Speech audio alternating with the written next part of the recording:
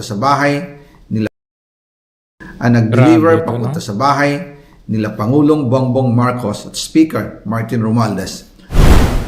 Mag-insert or magpasok ng 100 billion worth of projects sa BICAM. Sana po ay hindi nila ako mapatay bago ko mailabas ang lahat.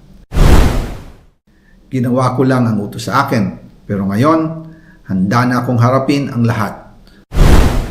Ginagamit ng administrasyon ang buong resources ng bansa para tumahimik ako. That he will shoot me if I will talk. Gagamitin ako bilang panakipbutas sa kanilang kampanya laban sa korupsyon.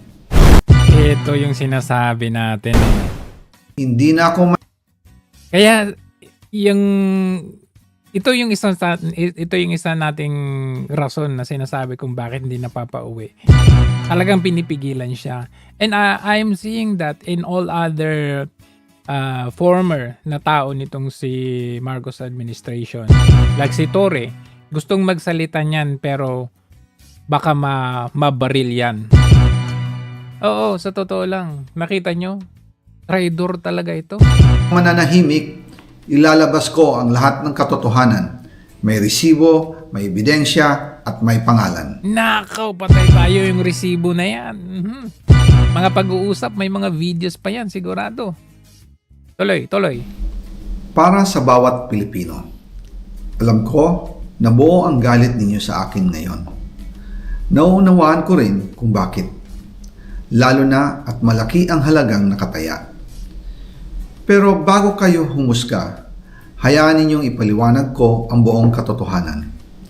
Matagal akong hindi nagsalita dahil may direktang utos sa akin.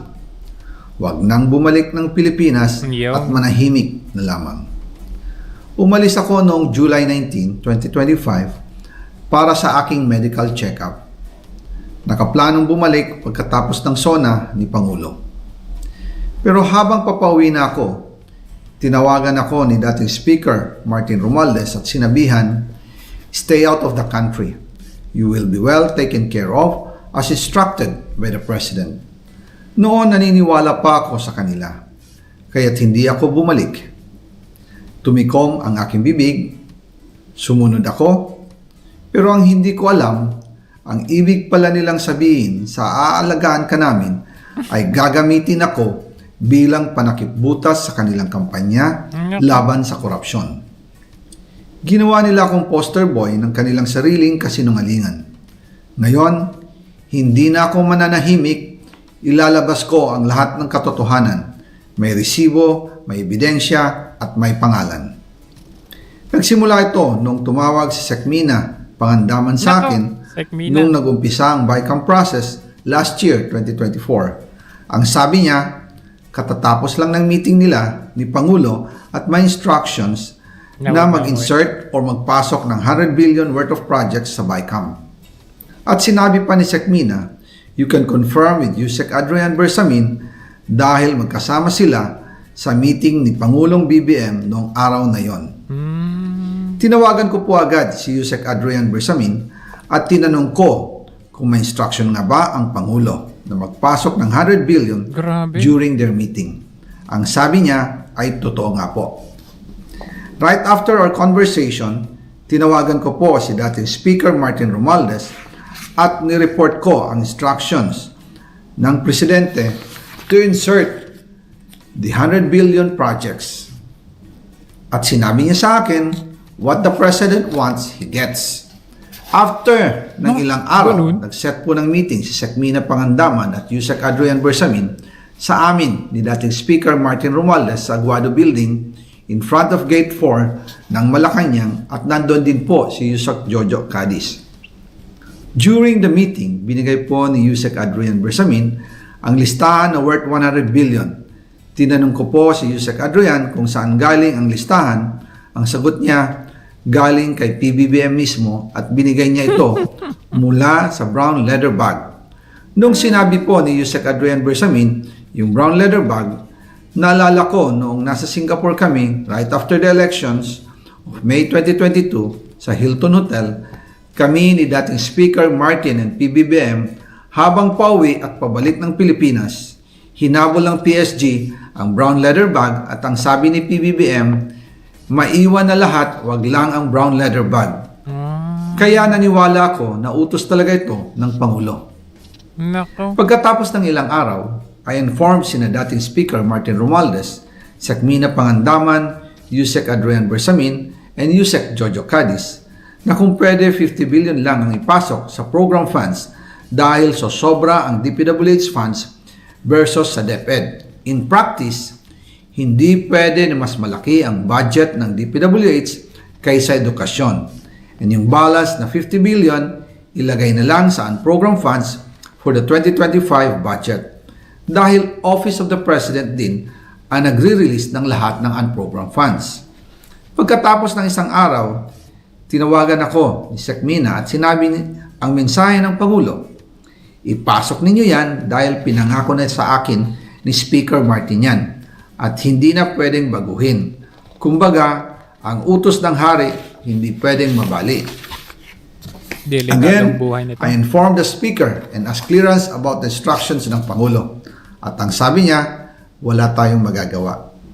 Kaya po nagtataka ako kung bakit sinasabi ni Pangulo na hindi niya makilala ang budget, samantalang lahat na binawas at dinagdag sa mga ahensya ng gobyerno ay humihingi ng approval sa kanya si Sekmina Pangandaman.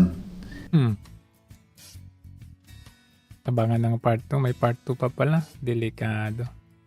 Ang nag-deliver papunta sa bahay para sa bawat Pangulong Bongbong. Alam ko na buo ang galit ninyo sa akin ngayon. Nauunawaan ko rin kung bakit. Lalo na at malaki ang halagang nakataya. Pero bago kayo humusga, hayaan ninyong ipaliwanag ko ang buong katotohanan. Matagal akong hindi nagsalita dahil may direktang utos sa akin. Huwag nang bumalik ng Pilipinas at manahimik na lamang. Umalis ako noong July 19, 2025 para sa aking medical check-up. Nakaplanong bumalik pagkatapos ng SONA ni Pangulo. Pero habang papauwi na ako, tinawagan ako ni dating Speaker Martin Romualdez at sinabihan, stay out of the country.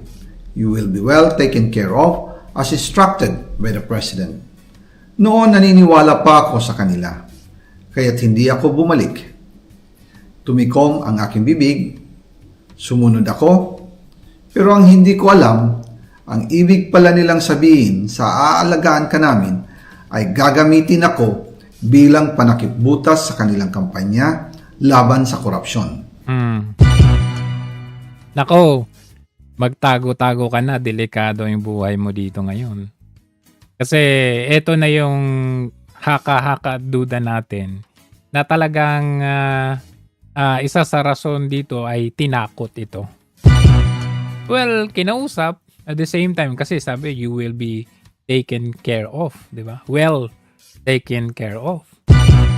Pero syempre may mga anak, may pamilya din ito, di ba? Yung ano nila, may mga ari-arian din yung mga to, mga pangalagaan kumbaga.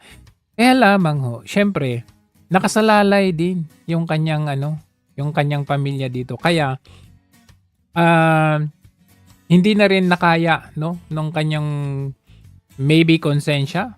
At least kahit papaano nagsalita siya at hindi niya hinayaan na malibing hanggang sa Ngayon ang totoong masabihan ng mahiya naman kayo ay yung mismong Pangulo. Big revelation ito. Abangan natin pati yung lalo na yung part 2, malamang may mga pa dyan. Kaya naman pala nagre-reflect doon sa mga kinakasuhan ay si Zaldico lang.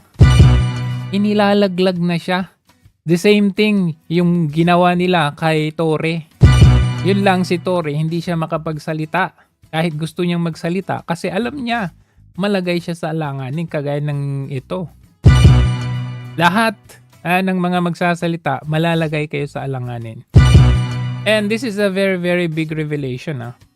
Very big admittance of kung sino talaga ang mastermind dito. Walang iba kundi yung Pangulo at yung pinsan niya. Let's see what's coming!